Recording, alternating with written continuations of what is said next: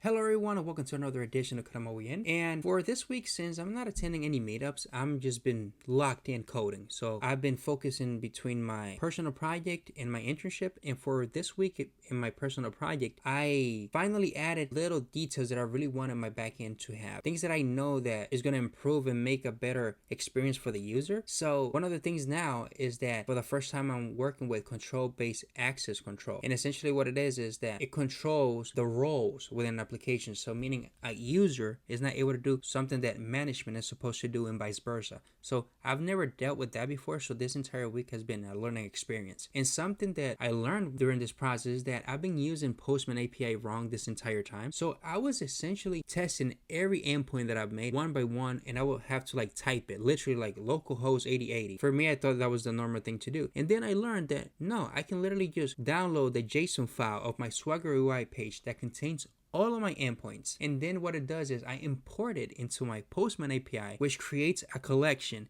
that contains every endpoint that I have. So I don't even have to type it. It's already there. And then in order for me to test the control of the roles, all I do is I create environments, and you can call them profiles if it makes more sense to you that way. So you make the profile or environment of the user, and then you make one for the management. And then all you have to do is you just switch these profiles, still using the same endpoints. And then since I'm using pre-authorized in Spring Boot, I already determined what is meant for a user and what is meant for a manager. So essentially what happens is when you switch the environment or the profile, whatever you want to call it, what it does is you test that endpoint that you want to test. And if the user is not supposed to be able to access it, it's just going to decline the request. So that was very fun to learn. And yeah, I'm a big fan of collections and environments. It's a very cool feature by Postman API. And I didn't know it existed like a day ago.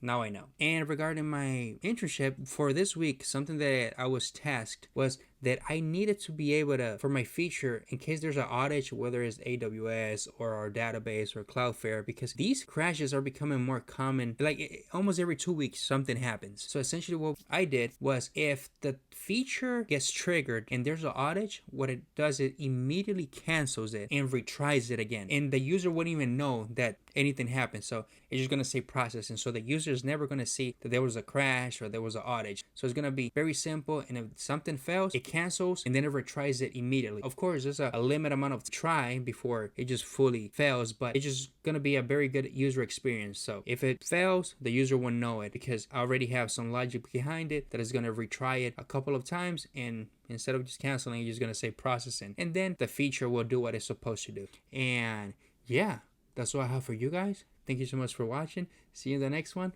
Peace.